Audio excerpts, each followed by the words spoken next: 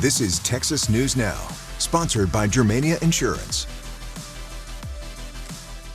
Hello there, Mia Grady here with a look at what's making headlines in Houston, starting with a fire investigation in Galveston County after fire ripped through a Dickinson neighborhood, forcing families from their homes and sparking a desperate rush to get out safely. New video shows just how quickly those flames spread as crews fought to keep it from getting even worse. Here's Anayeli Ruiz with more. Investigators telling me 4 homes caught fire today, one completely burning to the ground, while 2 others they believe might be a total loss. Dramatic video captured by a neighbor shows the moment a house goes up in flames in Dickinson today. You can hear an officer who first arrived on scene yelling. Neighbors later told me they were trying to get a dog out as the wooded structure was burning up. In another video you can see save the dog. They were able to pull out the dog just in time as first responders arrived on scene. Heavy fire in the primary house where the flames are still going from the natural gas line behind there, and then with the heat, radiant heat being given off by the house, both exposures on both sides of it were starting to ignite. The blaze reaching both houses on either side, catching those 2 homes on fire, and the wind so strong, even blowing embers across the street. Got in the attic and the roof and started the fire off in another exposures. Firefighters were able to pull the pets from the other homes as neighbors rushed, worried they would be next. Yeah, I've got a beautiful dog. She's the best woman I ever had in my life, and that was my first priority, is get my Lucy out. As I'm driving over here, I had a bunch of neighbors calling me. They're like, hey, the next door neighbor's house is on fire. It's the one next to your house, and I was starting to freak out. Firefighters were finally able to control the fire, getting aid from at least 5 neighboring agencies in the area. But one problem remained for a few hours. The natural gas line that's broken underneath there, and we can't reach the shutoff, so the gas company's going to come out and have to locate where the line is, dig it up, and pinch it off.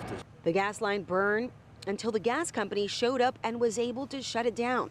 Fire crews were able to put out all the hot spots, and now many of these neighbors are counting their blessings tonight. In the meantime, they say they're praying for those who lost it all in the blaze. They're good. I mean, it sucks, but they have a lot of support from us, from a lot of the neighbors. Well, investigators believe at least 6 people might have been displaced today. The fire marshal still working to figure out what exactly caused this fire. In Dickinson, Anayeli Ruiz, KHOU 11 News. Now to more victims of check washing who are sharing their story with KHOU 11 News. One woman says she found out Friday thousands of tax dollars meant for Spring Branch ISD went to the wrong person. She's working on getting her money back, and the U.S. Postal Service is looking into the allegations. Troy Kless has the story on what you can do to protect yourself. This town and country post office behind me is where one woman says that she dropped off her check, and we've spoken to multiple others who have similar stories. This woman tells us that a criminal cashed a check worth $12,600. That money came from Christina Valley, who says her family was paying property taxes to Spring Branch ISD. The school district's name was replaced with the suspect's name. Valley says she thought she did the right thing by dropping the check off in person at the post office. And not just dropping it in a box somewhere or putting it out in yours for your carrier to pick it up, from your mailbox. So, I mean, that's the thought process, And yes, we could have paid online, but you have a huge fee to pay it online. So it's a shame that it's come to this. The American Banking Association recommends using an e-check and to not write other personal information on checks. The U.S. Postal Service tells KHOU 11 it is following up with Valley for further details. It's unclear if this case is tied to the 50 others tied to the arrest of a postal worker in the Sugar Land office. We've reached out to Spring Branch ISD for comment, and we've yet to hear back. Reporting in Spring Branch, Troy Kless, KHOU 11 News. The city of Houston is quickly becoming a top spring break destination. Local tourism officials say this March could be the most lucrative, that is, on record, with visitors expected to pump hundreds of millions of dollars into the city's economy, especially with rodeo season now in full swing. Katira Winfrey has the story. Everything is bigger in Texas, and Houston is living up to that big time with big crowds and big money. People come into our city, they spend their money, and then they leave, but their money stays here. Michael Heckman is president and CEO of Houston First, and while they don't have a month-to-month breakdown, compared to this time last year, Houston hotel bookings are up 12%. That kind of an increase means millions and millions of dollars, not just for our hotels that are here, but then that translates more into restaurant spending and transportation and attractions and all the rest of the things that happen here. So that's a pretty substantial jump. Houston as a brand, Heckman says, is growing. With all demographics consuming social media, they've invested a lot in social media influencer support, and it's paying off.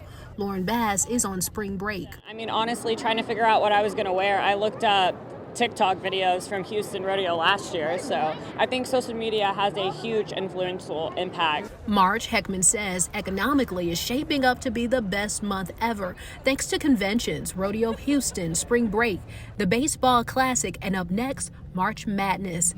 Alex DeBarros lives in Houston. Her niece, who lives out of state, are visiting the rodeo. It's really cool to see like the rodeo and something different from Florida. They're happy to see Houston's diversity draw in crowds. I think Houston's like a melting pot. You know, there's so many different types of backgrounds here in Houston. So there's great food, there's great events to go to. And that was Katira Winfrey reporting. And sticking with the rodeo, the Houston Livestock Show and Rodeo is making new changes after fights at the carnival over the weekend. Rodeo officials say they are working with law enforcement and will deploy more officers if necessary this final week. They've also updated their guest code of conduct, including a dress code aimed at keeping the event family friendly. This includes banning excessively torn clothing, visible undergarments, or clothes that show too much skin. Violating these could get you thrown out. And with that, that's a wrap of your Houston headlines. I'm Mia Gradney.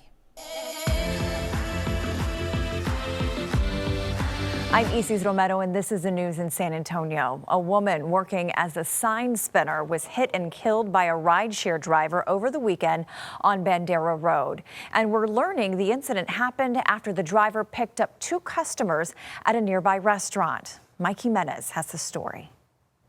The video is hard to watch, and we will only be showing you the events leading up to the crash. Police say Saturday afternoon, just after 1, they were called out to the intersection of Bandera Road and Quill Drive, right in front of Los Cocos Mexican Restaurant and Fruteria, for a crash involving an SUV where a woman was hit. Owner Adriana Haj was not at work Saturday, but her security cameras captured the crash. The Uber driver had picked up two customers from my restaurant here, Los Cocos, and as he was exiting, turned the corner, just jumped the sidewalk and ran into her, unfortunately. In the video, you can see the SUV driving through the parking lot of the restaurant and exiting onto Quill Drive.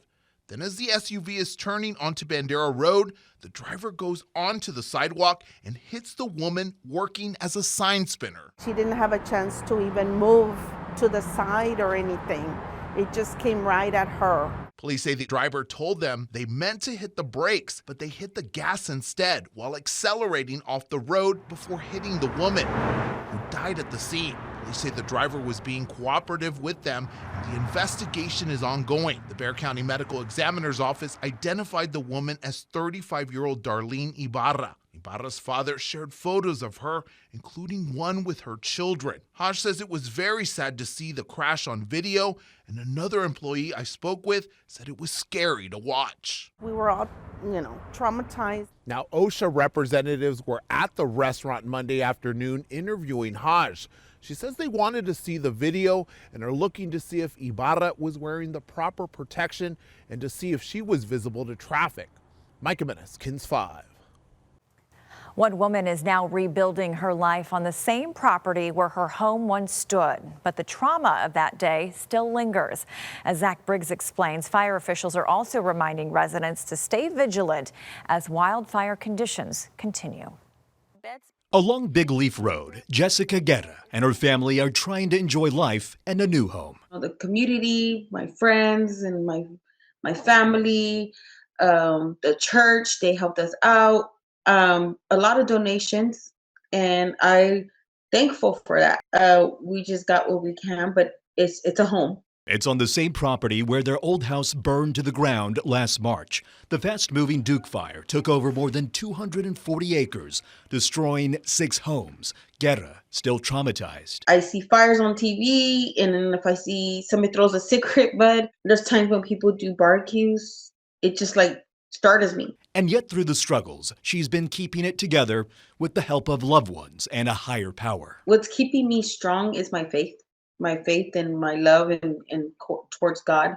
Bexar County's strike teams were absolutely crucial to responding to last year's Duke Fire, and they're ready to go once again. We've done the back end work of making sure that we're ready to go for even if it's a small fire. We make these strike teams whenever there is a high likelihood of wildfires becoming out of control with the high winds, low humidity levels, high temperatures. While the most recent red flag warning already expired, Bexar County's burn ban remains in effect. Lieutenant Matt Post reminding everyone to take extra precautions. When you're grilling, make sure it's on a pavement or on gravel. For your homes, try to make a defensible space, get rid of all the clutter around the dry vegetation. Zach Briggs, KENS 5.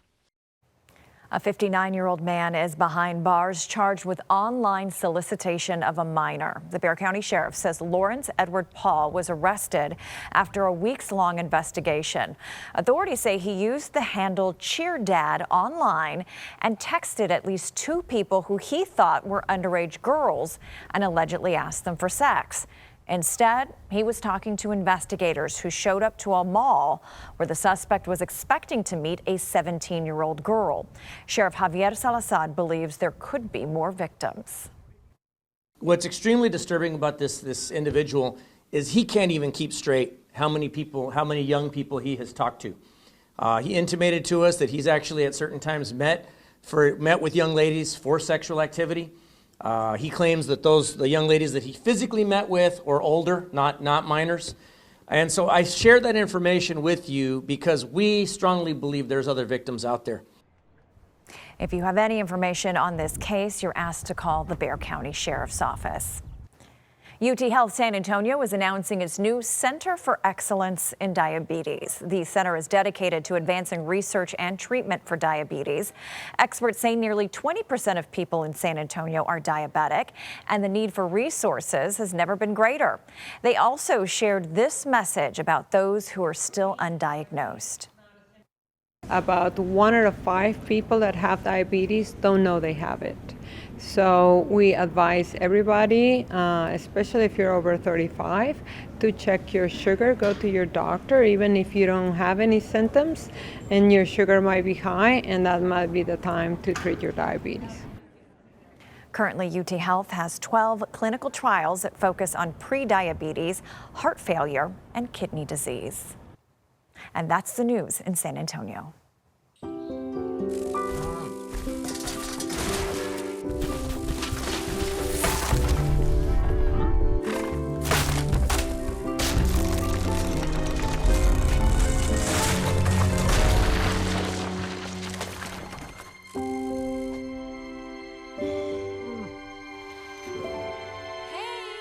For insurance you can trust, help is just a handshake away.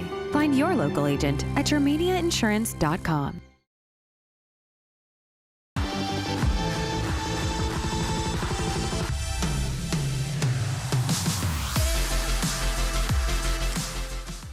Well, hello everyone. Today we've got really nice weather ahead. We are expecting plenty of sunshine basically statewide, and it's going to be really warm today, but it's not going to be terribly hot, at least in most locations. Now, today around Amarillo, temperatures will climb into the mid-80s, which is very warm with lots of sunshine, but it's going to get a little hotter over the next couple of days. So for Thursday and Friday, we're going to be in the 90s, low 90s on Friday with mid-90s expected by the end of the week. Now, Now, Austin, it's still going to be pretty warm by the end of the week, but at least today we're looking at temperatures around 80 degrees.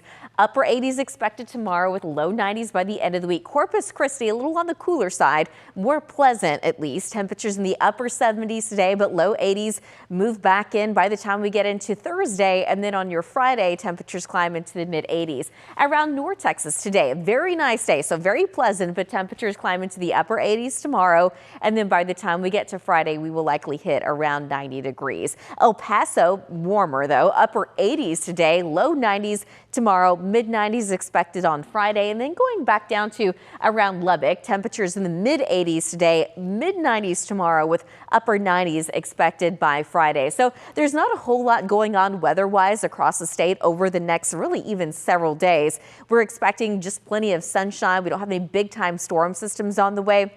And temperatures will just continually get warmer over the next several days. So by Friday, yes, we're just going to say it's just going to be heating up. Most of us will likely make it into at least the low 90s towards the end of the week, with the 90s coming back as we get into the weekend. So looking at our timecast, again, this is going to stay pretty quiet. So as we go throughout Wednesday night and into tomorrow morning, we're going to stay with mostly clear skies. There's just not a whole lot going on. We've got the ridge of high pressure out to the west, and that's not going to move a whole lot for the next few days. So by Friday morning, we're still looking at very clear skies. I think we're going to continue to see lots of sunshine Friday afternoon. The wind's going to be picking up a little bit, but it's not going to be terribly windy. Saturday morning, looking at very clear skies. And as we go throughout the day, Saturday, still lots of sunshine. If you have any weekend plans, well, I think it's going to be a great weekend. It's just going to be a little hot, which is kind of unusual to say for this time of year. Tonight, though, pretty pleasant. Temperatures will be dropping down into the 50s for most of us, but you can see the upper 40s around Lubbock. There's going to be a 56 degrees in Abilene, low 50s around Waco, mid 50s, though, around Corpus Christi. Tomorrow afternoon, very warm. Some of us will be a little warmer than others. We've got upper 70s in Houston, upper 80s in North Texas, upper 80s in Abilene, but 91 tomorrow afternoon in Lubbock. There's also a 90 degrees tomorrow afternoon in Midland. Looking at that air quality index, it's looking pretty good for the most part across Texas, so that's always nice. Well, again, what we're going to be looking at over the next few days is just the very warm temperatures. Some of us will be reaching those record territories, especially Friday, Saturday, and into Sunday. Now, it looks like sometime on Monday we should have a cold front moving in, so temperatures start to go down at least a little bit by early next week. But for now, just very warm. So checking out West Texas first, we're going to go with El Paso. Again, low 90s today, mid 90s for the next few days. And then by the time we get to Saturday, mid 90s return. So Lubbock, very hot, mid 90s on Thursday, upper 90s for your Friday, upper 90s expected on Saturday, and very similar conditions around Midland. The only difference is we're going to start out in the low 90s on Thursday, but mid and upper 90s for you guys too, and Friday and Saturday. Now, Central Texas, temperatures a little bit lower, but still warm enough. Around Austin, by the time we get into tomorrow, temperatures will likely make it into the upper 80s, but on Friday, those 90s, they do come back. Low 90s expected on Friday, but mid 90s expected by the time we get into Saturday. Not a whole lot of difference there for your around Waco. It looks like upper 80s on Thursday, low 90s on Friday, and then Fredericksburg looks really nice, mid 80s for the next couple of days, but low 90s expected for Friday and Saturday. Now, South Texas, it's kind of all over the place here. San Antonio, temperatures only make it into the mid 80s on Thursday. I say only, which is still well above normal. But by Friday, looking at a high of 90 degrees with mid 90s expected on Saturday. But around Corpus Christi, low 80s on Thursday, mid 80s on Friday. And we actually should stay at least into the upper 80s on Saturday. So we're going to get close to the 90s, but at least we're going to keep the 80s in the forecast for now. Now around Laredo, a high of about 90 degrees on Thursday with mid and upper 90s for your Friday and Saturday. North Texas, still very warm, not as hot, at least not just yet. So it looks like by the time we get into tomorrow, temperatures will make it back into the upper 80s, but around 90 degrees expected on Friday, and we're looking at mid 90s on Saturday. And that's going to be the same case for Dallas, Fort Worth, Weatherford, and into Denton. Now going to East Texas, temperatures look a little bit better here, at least in some spots. The low 80s on Thursday. Upper 80s on Friday, around 90 degrees on Saturday, but in Beaumont, only upper 70s expected by Thursday with low 80s on Friday, and we should stay in the low 80s on Saturday. Tyler, Texas, a little bit warmer, mid 80s on Thursday, upper 80s on Friday with low 90s on Saturday. So you can kind of see the trend here. It's really been, pretty warm these past couple of days, but it's going to get a little bit hotter as the days go on. So by the time we get to Round Valley, it does look very warm as well. We're looking at about 90 degrees on Thursday, low 90s on Friday, mid 90s expected on Saturday. There's not going to be a whole lot of difference in Brownsville, just a few degrees cooler. So in Brownsville on Thursday, lots of sunshine. Temperatures make it into the mid 80s. We climb a few degrees towards the end of the week, but this weekend it looks like those low 90s will be coming back. Around Mission, Texas, a little bit warmer, around 90 degrees is expected for your Thursday. By the time we get to Friday, temperatures do make it into the low 90s. Now, mid 90s are expected on your Saturday, and then we are expecting, again, just a very dry weather pattern over the next several days, and maybe a little bit of a cool down by early next week.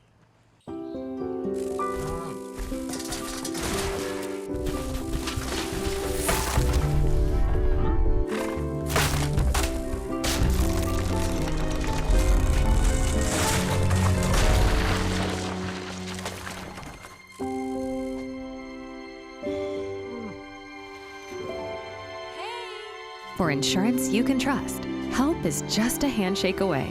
Find your local agent at yourmediainsurance.com.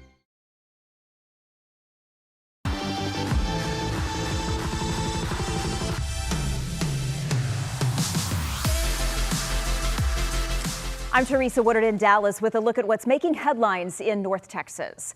A deadly crash killed a beloved Wise County firefighter, his wife, and his son, leaving behind one survivor, their 8-year-old daughter. As Scoop Jefferson reports, she is now fighting to survive without her family. I just talked to Cooper Bailey's co-workers here at the Paradise Fire Department who say he lived close by, so he spent a lot of time here.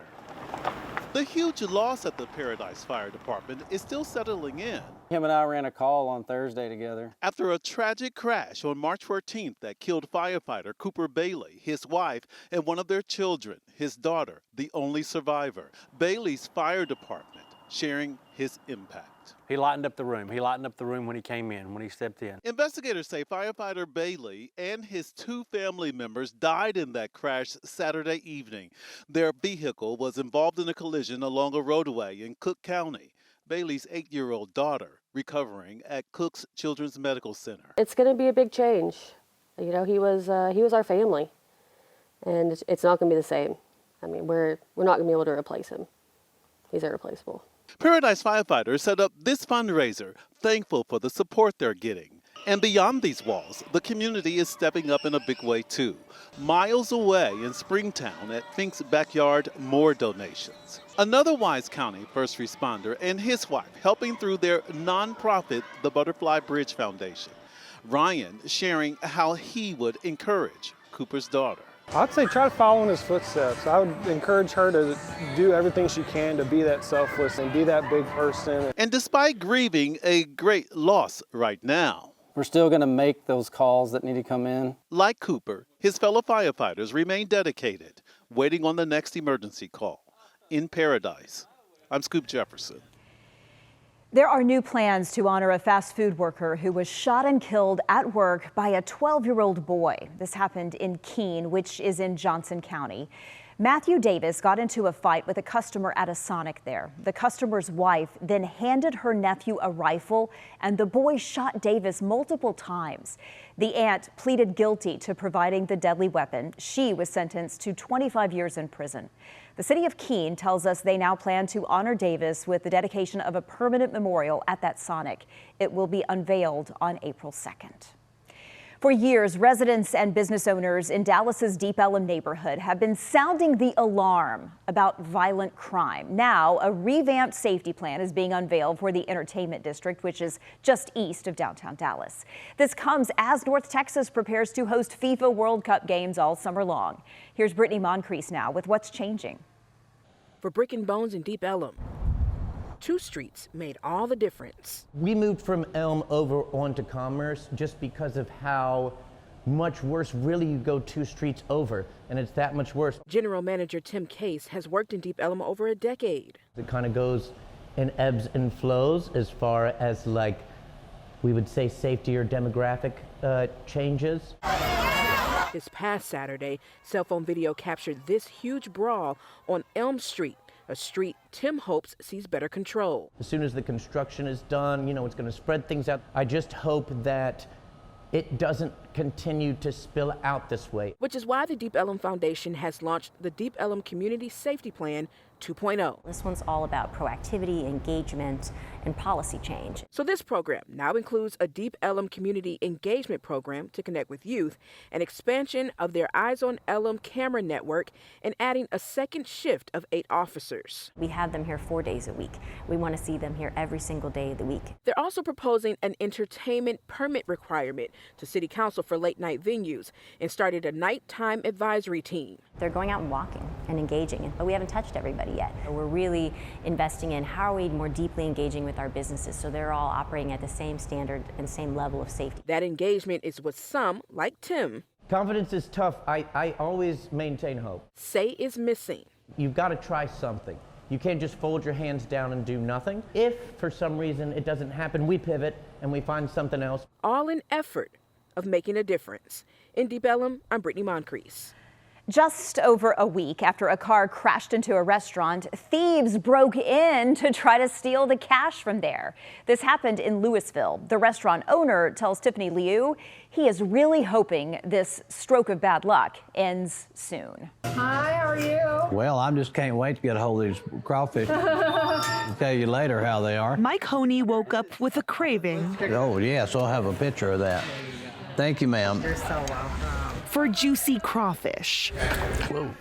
It's what brings him to Quickie Crab. I'm not eating crabs today, but I'm eating crawfish. A family-owned seafood restaurant in Louisville.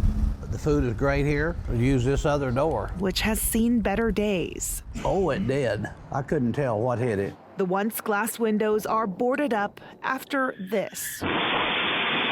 Owner Blaine Basto jumps from his seat. He checks on his customers, then the driver. You okay? Everyone is okay, but the restaurant closed for 5 days and still... It's gonna be a while until everything gets repaired. We gotta go through insurance. Just a week after reopening. 2 guys broke in using a crowbar and a sledgehammer. Monday morning, Louisville police say hundreds of dollars, keys, and debit cards were stolen from Quickie Crab. It makes you very angry when somebody takes advantage of that. Times are tough for everybody, but taking shortcuts at the expense of somebody else is just not acceptable. Blaine is offering a $500 reward for information that leads to the arrest of the burglars. It's been rough the last couple weeks, but I hear things happen in 3, so hopefully we're good to go. Oh, I'm sorry. I'm visiting my mom in the hospital right now. If bad things happen in 3s, Blaine is due for some good.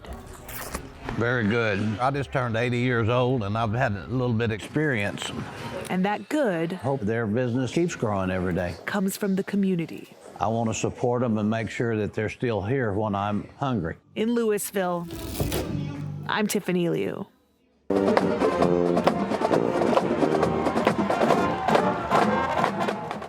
Coppell High School is representing North Texas in Ireland. From McKinney, Texas. It's just really cool to get to experience this when this is not something that we get on the everyday. The school's marching band and drill team performed in the National St. Patrick's Day Parade in Dublin. Certainly not a bad way to spend their spring break.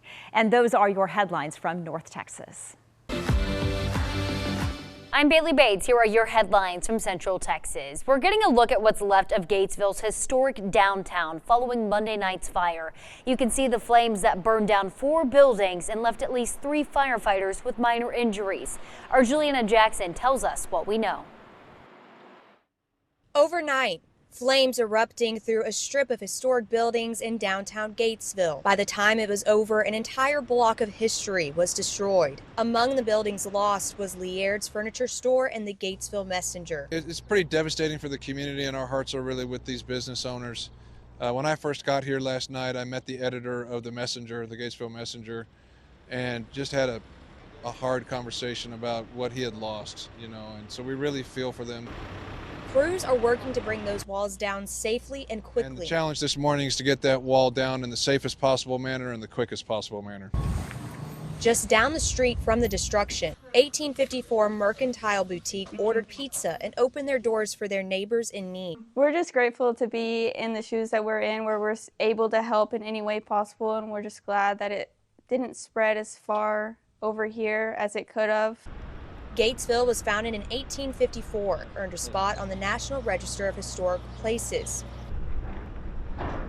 For more than a century, Gatesville has carried the title of the spur capital of Texas. What burned here wasn't just brick and wood, it was history. And the city is working really hard to make sure we support those that lost their business down here.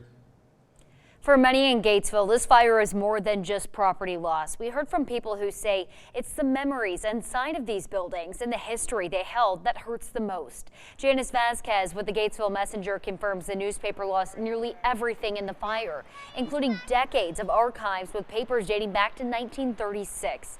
And just weeks ago, Laird's Furniture Store was named March Business of the Month by the Gatesville Chamber of Commerce. The store has been a staple in downtown for decades, and now many are left grieving the loss of pieces of Gatesville's history that can never be replaced. It's a tragedy for sure. Only thing I can say, thank God no one died in it or was hurt in it, but the historical part of it is what's also bad. You know, it just ruined everything. I don't know if they'll bulldoze the block down, or probably, you know. But I feel pretty, you know, bad about it. The destruction just truly devastating. Those are your headlines from Central Texas. Here's your headlines from Southeast Texas. I'm Mark Armstrong.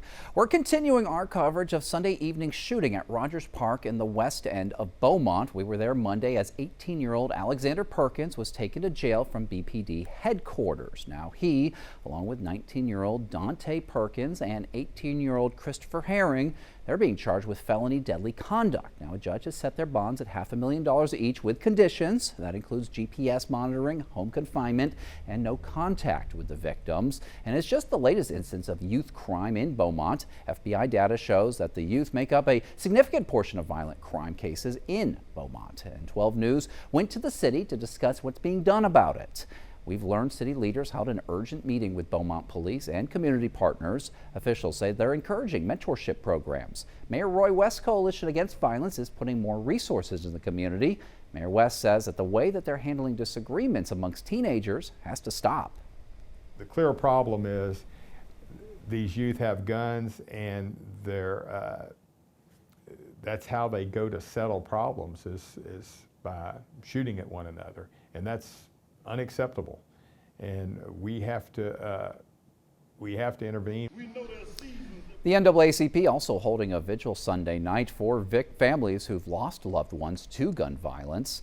And with youth violence being a concern, officials want to make sure that families know that safety is a top priority. And it all comes as the YMBL South Texas State Fair is set to open next Thursday. We spoke to Pat Anderson, this year's fair chairman, who's telling us that he knows people may have concerns about coming out, especially in the wake of the Rogers Park shooting. 12 News reporter Ebony Coleman learned what you can expect at the fair.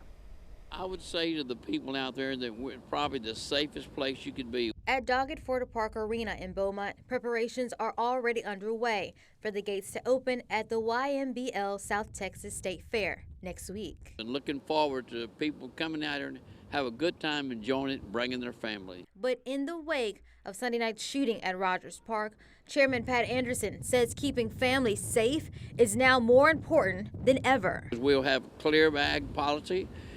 No backpacks and no hoodies. Once you get to the gates, security officers contracted through Allied Universal will be using handheld metal detectors That they go over the body with, and it picks up if there's any kind of metal. Anderson says on top of security, the fair also has a contract with Beaumont Police. The department's public information officer, Chancellor Van Houten, says they plan to bring in a mobile command center. All communications goes through the command center, and officers will also be actively monitoring the cameras on site. There will be quite a bit of police officers, and we'll also be supplementing officers that are also on duty. It's good to have these seasoned officers out here and doing what they're doing. Van Houten says when you have a large group of people in one place, you have to stay vigilant. We will have a zero tolerance policy for violence. And so if anyone comes here expecting to fight, they should expect to go to jail. And that was Ebony Coleman reporting. Anderson says they're also going to have officers on bicycles patrolling the parking lot, while BPD urges parents, especially those with teens, to attend the fair with your children instead of just dropping them off. Well, a new proposal could transform how Silsbee's animal shelter operates. Silsbee City Council is revisiting animal control policies, and this comes after dogs were improperly euthanized.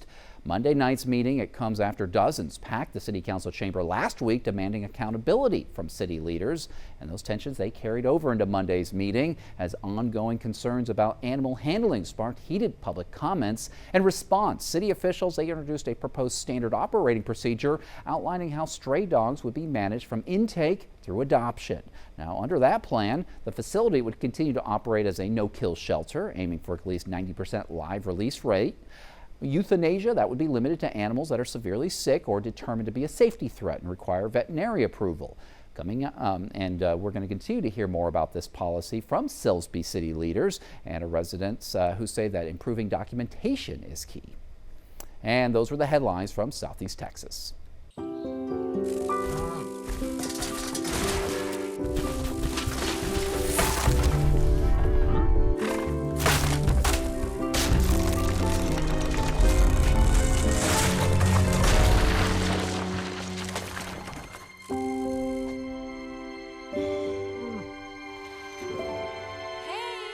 For insurance you can trust, help is just a handshake away. Find your local agent at yourmediainsurance.com.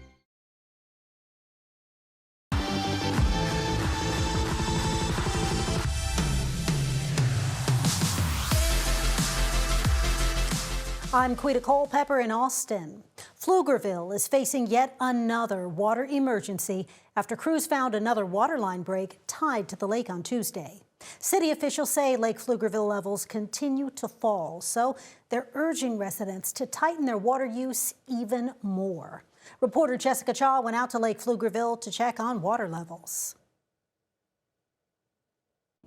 Mark and Quita, I've been talking to a few people who live around here, and they say they have never seen the lake this low. They say usually you can't see this dirt line, and there's a pier over there that they say you can now walk under because of how low the water is. So to hear about this new break the city found is concerning. Now, this is the 5th water main break since September, which has caused water levels to drop in Lake Pflugerville. Earlier this month, city leaders declared Stage 3 water restrictions, which asked people to avoid watering lawns and filling up pools. Now, with this new main break, city leaders are asking people to delay using dishwashers and washing machines, to collect rainwater to flush toilets, and to safely reuse water for things like watering or cleaning up until lake levels are back up. Residents like Tammy Luna say that doesn't sound promising. I think we're supposed to be reaching 90 again this coming weekend. So, you know, when the weather's that hot, people go to water, we flock to water. And that's also going to dry it up even faster. Like if it's already this low and it's going to evaporate with the 90-degree weather and they're not getting it filled up fast enough, it's going to take it even longer. We reached out to the city of Pflugerville today for an interview to talk about what they found and what they're asking customers to do. And they declined our request, saying staff are fully focused on their water issue. In Pflugerville, Jessica Cha, KB News. Questions remain about a Southeast Austin apartment fire that killed 3 children last week. Investigators tell us they found insufficient evidence to determine the cause of a fire on Burleson Road early last Wednesday morning. Police say the fire does not appear to be a criminal act. They've not made any arrests. Death and arson investigations remain ongoing. And we've learned the children who died were 5, 7, and 10 years old. Another child was injured in that fire and survived. 3 adults also had injuries, including a firefighter. If you're filling up your gas tank, you and your wallet have probably noticed prices continue to climb fast. According to AAA, the state average of gas is almost $1 more than what it was just a month ago. Prices are creeping closer to $4 per gallon. Reporter Daniel Gomez shows us how this is also impacting people who work in the food service industry. It's the lunch rush at Mi Sacasona Pan. Aquí tenemos 5 años que ya estamos aquí. Viviana Lopez owns this food truck parked off Breaker Lane, and in her 5 years working, No lo había visto como ahora. she says she's never seen gas prices climb this fast. $100 de diferencia que ahora se ha sentido. Lopez tells us she's paying at least $100 more in gas than she was paying just 2 weeks ago. According to AAA, the average for gas in Texas is at $3.48 a gallon, up 97 cents from a month ago, but still far below a record high of $4.69 recorded in 2022. In the Austin-San Marcos area, the average is at $3.53 a gallon. Lopez brings food and supplies to and from her food truck and says she's been filling up more on gas recently too. Pues no queda de otra más que seguir. As Lopez continues to fuel hungry guests at the gas station, we pay for our own gas. Absolutely, we take care of our own cars. Marilyn Anguiano fuels up her own car, delivering pizza. Last week, I was paying $1 less. Yeah, so I'm not really happy about having to pull up and put some more gas in my car right now. And even though Anguiano drives a hybrid vehicle, she says she only gets paid so much. I mean, $20 usually got me through the week on my delivery drives, and now it's going to be double that. Economists warn gas prices may continue to climb as the conflict with Iran and attacks on the Strait of Hormuz continues. And that was Daniel Gomez reporting. An Austin favorite for improv comedy is taking its final bow downtown after 26 years. The owners of the Hideout Coffee House and Theater say their Congress Avenue space has been a long-time home for local comedians, but now it's closing for good by the end of the week. Reporter Brianna Perez shows us what's next for this Austin staple.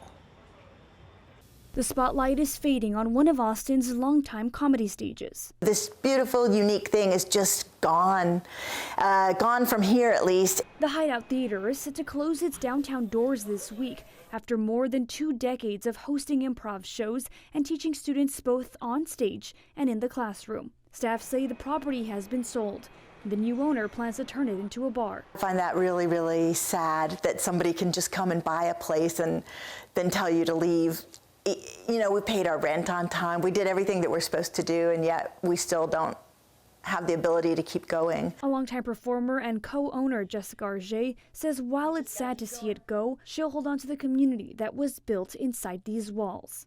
We're just the people who sort of create the space. It's the people who are coming to see shows, the people who are performing in shows, taking classes. Those are the people that make the Hideout really what it is. Now Hideout staff are figuring out their next steps. Arge says they are going back to their roots and moving operations to their 2-classroom annex space on North Lamar. While the space will be smaller and more intimate, staff say it will allow the improv community to continue doing what they love. One of the things that improvisers do best is just jump in, not knowing how it's going to end. And so we're jumping into this moment, not really knowing how it's going to end, but being okay that the journey is going to take us someplace interesting at least. RJ hopes to resume shows at the Annex starting in May. In the meantime, they hope the community will show up for their send-off, with their last performance set for March 21st. In downtown Austin, Brianna Perez, KVUE News. South by Southwest is winding down. Wednesday is the last day of the festival. On Tuesday, we saw crews taking down some installations. Film screenings, musical performances, and conference sessions continue this week, with the last events wrapping up on Wednesday night. And as South by visitors head home and people start their spring break vacations, expect another very busy day at Austin's airport Wednesday. More than 31,000 departing passengers are expected to show up there. And while that's not record-breaking, it's much higher than a typical Wednesday. Airport officials urge travelers to arrive 2.5 to 3 hours before your flight. Early mornings are typically the busiest time for security at Austin's airport. And during this busy time, TSA employees are working without pay because of the partial government shutdown. The airport shared these pictures on social media showing the local burger chain, P. Terry's, handing out meals to TSA staff as a token of their appreciation. That's all from us in Austin. Have a great day. I'm Mike Gillespie in Corpus Christi, and here's a look at some of what's making news in South Texas. Governor Abbott stepping in as Corpus Christi's water woes deepen. He's issuing emergency permits to allow the city to pump water from groundwater wells along the Nueces River. Governor Abbott is also waiving TCEQ regulations and directing the Lavaca Navidad Water Authority to not cut supplies to water customers. The moves are aimed at keeping water flowing and keeping the city out of curtailment. State Senator Juan Hinojosa says the Coastal Bend delegation has been pushing the state to act, calling the move a win for the region. Now, Governor Abbott says in part, quote, Corpus Christi is an important economic driver, not only for Texas, but also the nation. The state of Texas is committing significant investments to ensure Corpus Christi has the water resources it needs to serve citizens. Of course, long term, the state has committed nearly $800 million toward a desalination plant that would give Corpus Christi a permanent water source. And as the city's water crisis pushes leaders to explore every option, another desalination project is now on the table. The council is being asked to take the next step on a potential partnership tied to the Barney Davis power plant. Michael Gibson has more from City Hall. Here at City Hall, everyone from City Manager Peter Zanoni to the council members have been bombarded with questions from the media about what's going on with all of our different water situations, including the Barney Davis. Now, City Council is being asked to sign off on a motion that would allow staff to work with CPS Energy to explore seawater desalination at the Barney Davis power plant in Flower Bluff. Yes, I want them to look at it. I have for a while. So I think, Texas Parks and Wildlife said it was the only one that was in the green zone. So they're saying that is the best spot for desal. And it's been known for a while. While it's been studied, they've talked about it for years. Why they haven't proceeded with that, I do not know. City staff has already started conversations with CPS Energy out of San Antonio. City Manager Peter Zanoni says there are two key conditions moving forward. One is that discharge from the plant would have to be piped out into the Gulf. The other is they do not want the city to build and operate. Rather, they're more interested in a P3 type model where a private entity would design, build, and operate, and the city would essentially be a customer with a take-or-pay contract. Still, council members acknowledge this would be a major investment, potentially tens of millions of dollars on top of other water projects already in the works.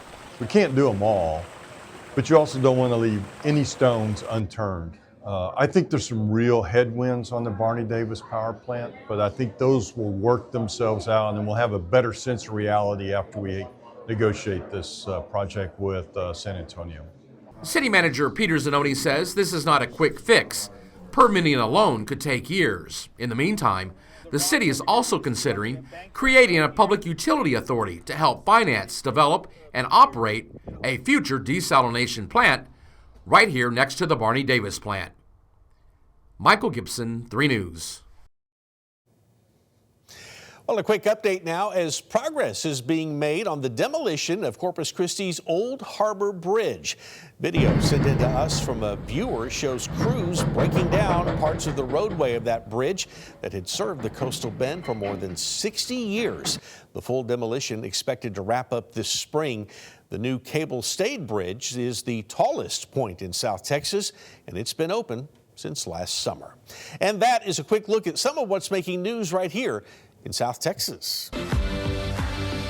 Hi, I'm Brennan Gurley, and here's what's making headlines across East Texas. The luck of the Irish is more than just a phrase for one Tyler woman. It's a deeply rooted tradition.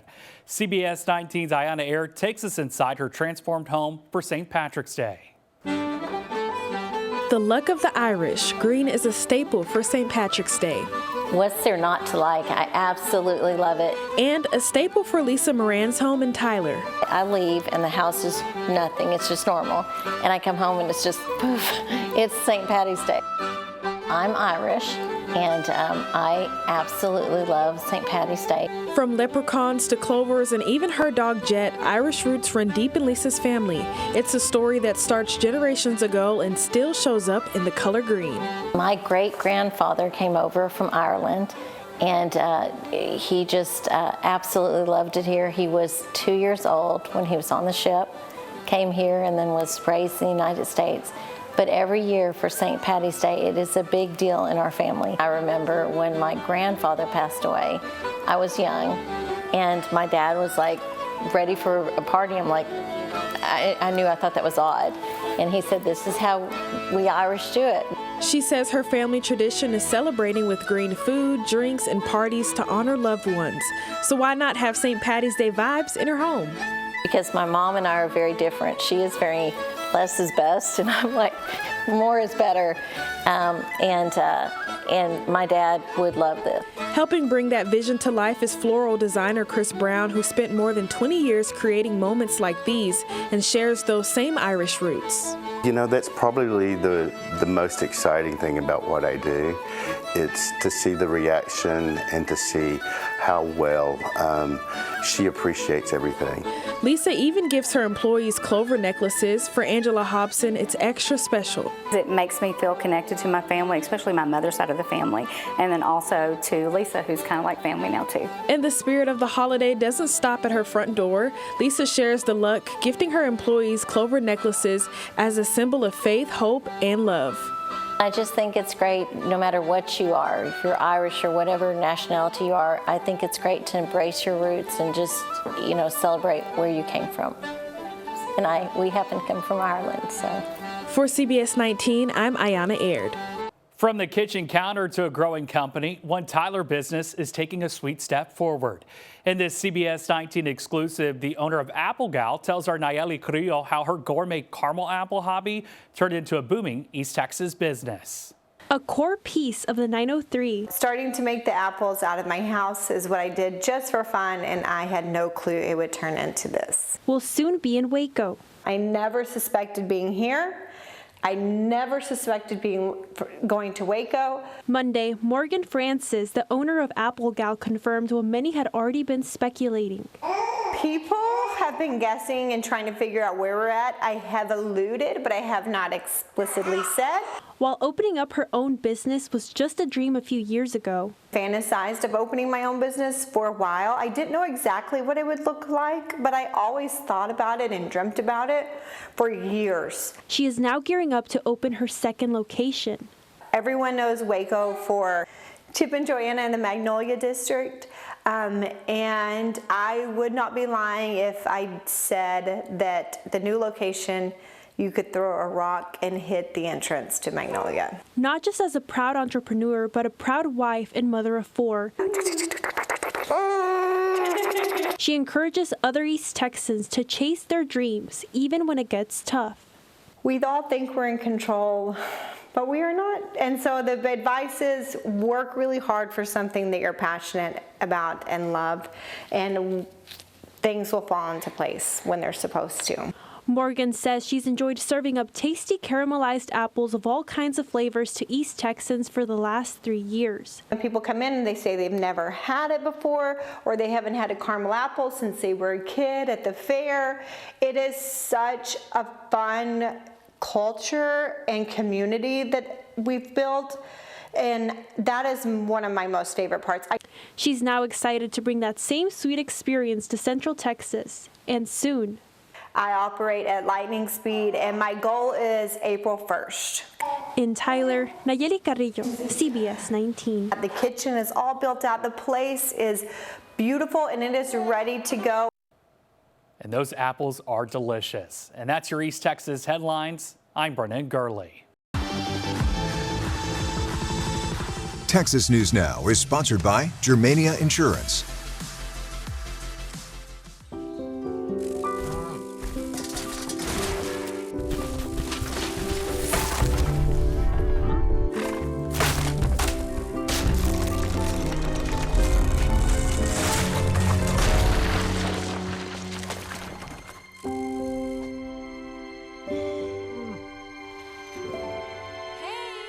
For insurance you can trust, help is just a handshake away.